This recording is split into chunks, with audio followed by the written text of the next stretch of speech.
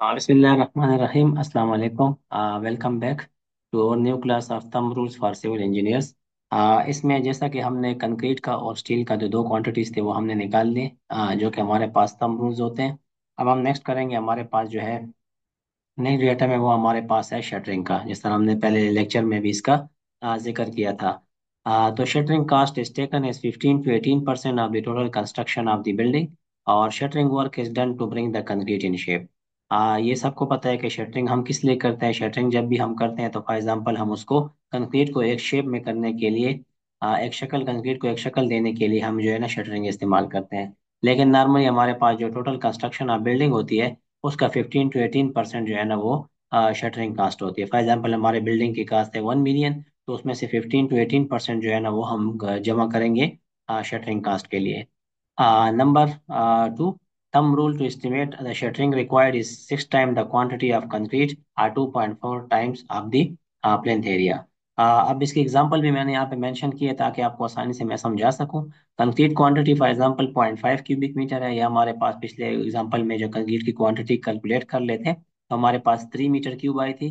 तो उसको सिंपली आपने जो है ना 6 के साथ मल्टीप्लाई करना है, तो वो आपकी क्वांटिटी जो है ना वो आपकी स्क्वायर मीटर में आ जाएगी। जिस तरह ये देखें यहाँ पे इन्होंने 0.5 क्यूबिक मीटर कंक्रीट है, उसको सिंपली से इसके साथ मल्टीप्लाई करें तो आपके पास जो शटरिंग की क्वांटिटी आ जाएगी स्क्वायर मीटर में, वो आपके पास 3 आ जाएगी। सिंपल सिंपल फार्मूले, जस्ट आपने इसको रिमेंबर करना है कि मैंने 6 के साथ कंक्रीट की क्वांटिटी को मल्टीप्लाई करना है। नेक्स्ट हमारे पास ब्रिक वर्क के लिए, brick work for 1 cubic metre.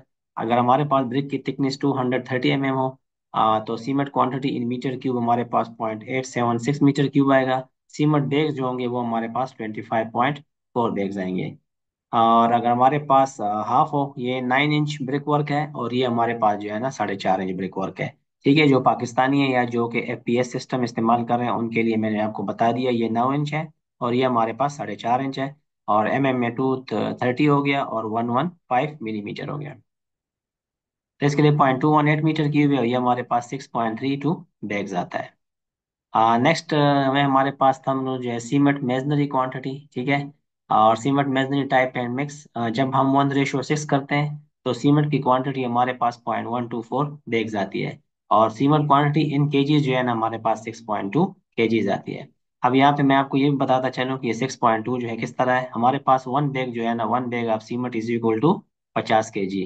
तो जब हम 1 केजी, हमारे पास 50 केजी के वन सीमेंट बैग हमारे पास 50 केजी के बराबर होता है, तो सिंपल आपने 0.124 मल्टीप्लाई बाई 50 करना है, तो आपके पास जो है ना आंसर जो है वो आपके पास 6.2 आ जाएगा। इस तरह दूसरों के लिए 150 mm जो है वो हमारे पास 1:6 के लिए हमारे पास 4.65 केजी है। 200 mm इन सीमेंट मेसनरी वर्क रेशियो जो है वो हमारे पास 10.3 केजीज है। इन चीज़ों को आपके सामने रखने के लिए, ताकि आपको एटलीस्ट ये पता हो कि जब हम 200 mm सीमेंट मेसनरी वर्क कर रहे हैं, वो ब्लॉक वर्क हो, वो ब्रिक वर्क हो, जो भी हो हमारे पास, तो उसमें हम क्या करेंगे, उसमें हम जो है 200 mm का मतलब 8 इंच का हो, तो उसमें हम सिंपली जो है ना 1:6 हो, तो उसमें हमारे 6.2 किलोग्राम्स पर मीटर स्क्वेयर जो है वो सीमेंट की क्वांटिटी आएगी। इस तरह 150 के लिए हमारे पास 4.6 आएगी। 200 mm के लिए 1/4 में, 200 mm 150 के लिए वो 100 mm में जो है ना वो हमारे पास ये क्वांटिटीज आएंगी। ठीक है। नेक्स्ट हमारे पास जो है तो प्लस्तरिंग क्वांटिटी है। तो प्लस्तरिंग क्वांटिटी में जो है ना रफ प्लस्तर, जो हम नॉर्मली रफ प्लस्तर करते हैं, तो उसके लिए 4.5 केजी है। यहाँ भी वही फार्मूला है, 0.09 मल्टीप्लाई बाय 50 को करेंगे तो 4.5 केजी आ जाएगा। इंटरनल वॉल प्लस्तरिंग है तो वो 4.5 केजी उसका भी आएगा। डक्ट प्लस्तर है, हमारे पास कोई डक्ट वगैरह उसको हम प्लस्तर कर लें तो उनका भी 4.5 केजी आएगा। एक्सटर्नल वॉल प्लस्तर है तो उसका चूंकि हमारे पास एक्सटर्नल वॉल जो होती है, उसमें जो पलस्तर हमारा होता है वो हमारी एक जो वॉल की इंटरनल साइड होती है उसको हम, एक वो इंटरनल वॉल और एक्सटर्नल वॉल दो टाइप की होती है, मतलब एक एक्सटर्नल साइड होता है, एक एक्सटर्नल साइड होता है। तो इंटरनल साइड में 4.5 है और जबकि एक्सटर्नल वॉल जो है वो हमारे पास 8.75 है। और दूसरा ये कि स्टको प्लस्तरिंग, ठीक है, ये भी एक रफ प्लस्तरिंग की एक टाइप है जो कि नॉर्मली हम करते हैं क्लाइमेट के इफेक्ट को बचाने के लिए। बारिश वगैरह होती है तो बाहर से हम प्लस्तर करते हैं, तो उसके भी चूंकि ये एक्सटर्नल वॉल पे 8.7 है तो यहाँ पे भी स्टको प्लस्तर भी 8.7 आता है। लेतन प्लस्तर है, तो लेथन प्लस्तर की मैं यहाँ पे आपको थोड़ा सा इसकी डिफिनीशन बता दूं। ये अभी आपके स्क्रीन पे मैंने दिखा दिया है लेथन प्लस्तर।